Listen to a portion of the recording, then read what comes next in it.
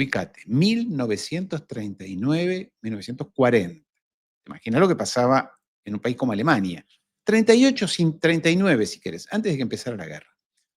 38, 39, toda Europa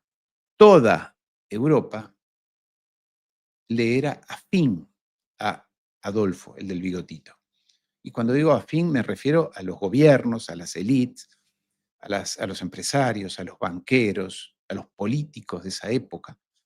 Todos esos países estaban sometidos, no sometidos, porque no sé, seducidos por la ideología expresada por Adolfito, el del bigotito. Todos. Esto es algo que no te lo cuentan, porque quieren hacer creer como que Adolfo en realidad era un loco que decidió invadir todo. Eso es mentira. No es así. Te lo han contado para cambiar la historia y hacer creer que ellos siempre son democráticos y que el otro era un loco aislado. Negativo. Negativo. El único país que definitivamente no era afín a Adolfo, al final, porque un poquito antes sí, fue Inglaterra. Es más, su propio rey, aquel que dicen que renunció porque se enamoró de una norteamericana divorciada y eso era incompatible con las tradiciones monárquicas inglesas, renunció y se fue a vivir a otro lado. Todo eso es mentira. Renunció porque era filo nazi, le gustaba Adolfito. Como en los Estados Unidos se hizo, no recuerdo, ustedes me lo dirán, creo que fue en el año 35, 36, uno de los mayores actos políticos fuera de Alemania se hizo en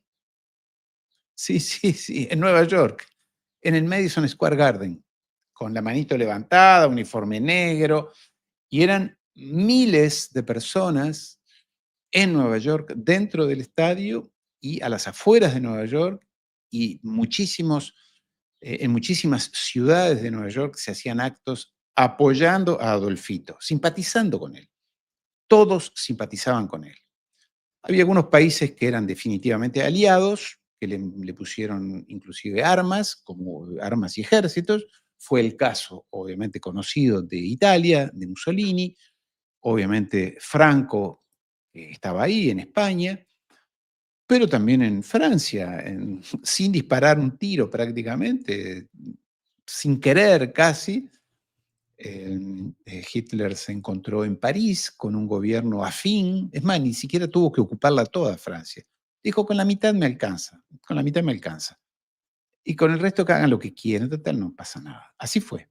Francia fue ocupada hasta la mitad para abajo, en lo que es Vichy, que es el medio, Vichy, una ciudad, la del agua famosa, la de las termas y demás, de ahí para abajo, la mitad de Francia para abajo estaba liberada. Se llamaba la France libre. Mentira, era libre porque a los alemanes no les interesaba, total, ahí estaban todos, lo apoyaban todos. Yo sé que esto rompe un poco el mito de que Adolfito estaba solo allá arriba en Alemania, peleando contra todos y que todos los otros, grandes demócratas y de derechos humanos, se le oponían. Te contaron mal la historia. En todos esos países, Rumanía, Hungría, Bulgaria, todos esos, eran todos afines a Adolfito. Las élites empresarias, gobiernos, políticos, banqueros, en fin, los que mandan, los que mandan. Ahora, eso no quiere decir que los pueblos simpatizaran con eso, porque aquí empieza el detalle que te voy a contar ahora. Entonces, esos locos que en aquel momento simpatizaban con Adolfito, lo hacían principalmente porque era el que les estaba poniendo, o pensaban ellos, que les iba a poner el freno definitivo a Rusia y a la Unión Soviética comunista. Gobernaba Stalin y era un modelo exitoso para la época. Exitoso, porque Stalin, te gustará o no, yo nunca simpaticé con el stalinismo, así que por la duda que alguien me quiera decir algo, nunca simpaticé con el stalinismo, nunca me gustaron, ni el Partido Comunista, nunca me gustaron, nunca, nunca. Es más, soy de izquierda, pero no en esa dirección. Es más, los he criticado mucho Y sé que los he criticado mucho, entre otras cosas porque entregaron al Che Guevara. El Che Guevara lo entregó el secretario general del Partido Comunista de Bolivia. Lo combatió, junto con la CIA. Pero bueno, ese es otro tema. Pero en aquel momento, el modelo estalinista de organización social, de producción, era súper exitoso. Había logrado convertir ese país atrasado, casi que medieval, en una potencia industrial y producción y demás. Después, no entro en detalles, pero créanme que es así.